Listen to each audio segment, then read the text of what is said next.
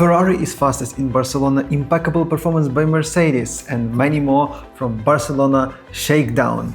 Let's go!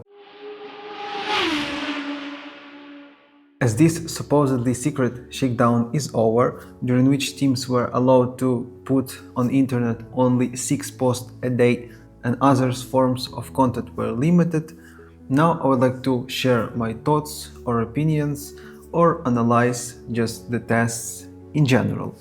Plus, I would call it a test. Yeah, a test, because you are not completing more than thousands of laps during the shakedown. You do just some couple of bit, because during the test you do that a lot of mileages in order to try new setups and test new things. So now let's go team by team. Let's start with Mercedes engine. The engines completed 1137 laps across all the cars without any real issue, so that once again plays in favor of them. Mercedes itself did 500 laps, with George setting the fastest lap time of 1 minute 16 seconds and 445 milliseconds. On Tuesday, they were even doing a full race sim with Kimi Antonelli, which is enormous for the new set of regulations, new engine, and etc. Ultimately, all the rumors before this test were validated, and now they seem even more favorites for this season. McLaren looked decently apart from Thursday, when they had some sort of issue that prevented Piastri from spending time behind the wheel of McLaren MCL 40. Lando set a second fastest time of 1 minute 16 seconds and 594 milliseconds. Then his teammate achieved maximum result of 1 minute 17 seconds and 446 milliseconds. I would say that they had a bit of under the radar test, as there were not much circling around them. Thus, from my point of view, McLaren achieved everything that they wanted, apart from little hiccup on Thursday.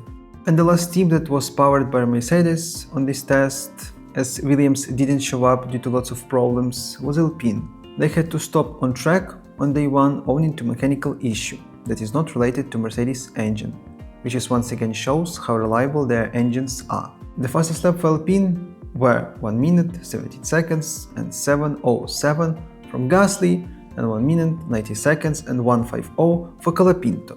Before the test, there have been allegations about Alpine being exactly on the weight limit, which could give them an upper hand for the start of this era, as they dedicated almost entire 2025 to develop this new gen car. Now let's talk about Ferrari engine. Ferrari itself did 437 laps, with Lewis being the fastest man of this shakedown, with 1 minute 60 seconds and 348 milliseconds that was set just seconds before the test was over in general. And Leclerc set the time of 1 minute 60 seconds and 653 milliseconds. Ferrari brought a Spec A car to Barcelona as they intended. In general, this test went tremendously for them in terms of reliability, timesheets and feedback from the drivers. Lewis even recently said that this generation of cars is more pleasantly to drive than the previous ones. It's a lot of work to be done behind the scenes for Scuderia, as they intend to bring to Bahrain test that will hold its place on 11-13 February the B-Spec car. That should be improved version of Spec A. So let's see and wait how they cope with this. Haas is the next powered by Ferrari team. Starting from day one, when Ferrari decided not to participate, Haas rocked up with Ocon 154 lap on the board. That shows us straight away that Ferrari engine is reliable. However, Haas did stop on track. Nevertheless, it wasn't due to engine problem, thus in general solid performance from them. The last team with Ferrari engine was a brand new Cadillac. This was their first experience. I'm sure not without mistakes or fuck-ups. Moreover, they've completed 164 laps, which is nicely done for a brand new team. As the drivers and upper management said themselves, they've got a mountain to climb. So we only wish them the best of luck for that. Red Bull Ford engine. That is also a mix of old and new elements. As Ford that was just built from the scratch, and Red Bull that has some experience in building its engines. This shakedown started from them solidly, as Hajar was topping the timesheets and putting lots of laps on the board. However, on Tuesday, he crashed in turn 14 in wet conditions, which turned out in a heinous way, as the damage was quite big to that extent that some parts were even brought from Milton Keynes and postponed some driving time for both of their drivers, which took away the opportunity to collect more data. Albeit the fastest laps from their drivers were 1 minute 17 seconds 5:06 from Max and 1 minute 18 seconds 1:59 from Isaac. Max also added that he wasn't able to put a lot of laps due to weather conditions, yet they hit the ground running with all the processes.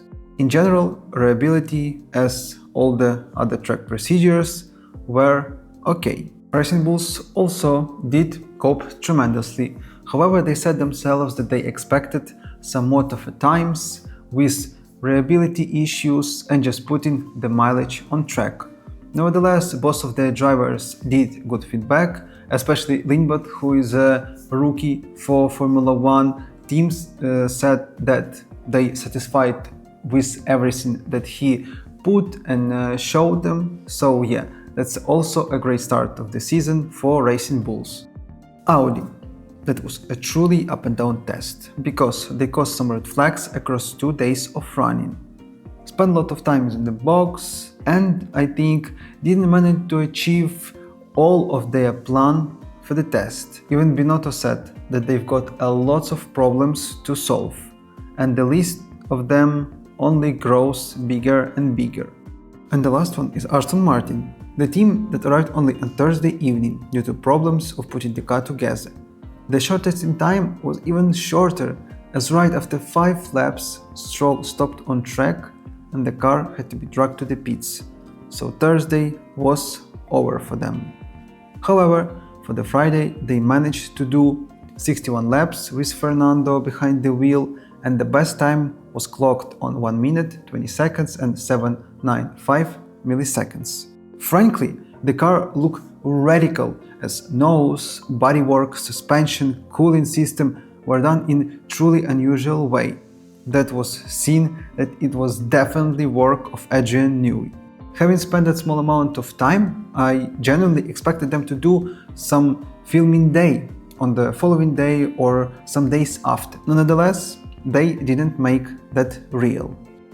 Generally, this shakedown or test, however you wanna call it, went far better than teams or F1 expected, as there was not a lot of content allowed to be posted. However, teams put a lot of mileages, put a lot of laps on the board, I'm sure collect a lot of data, probably some less than others. However, now there is a lot of work to be done on the background, as they will be preparing for Bahrain test, which will take place in 11-13 February.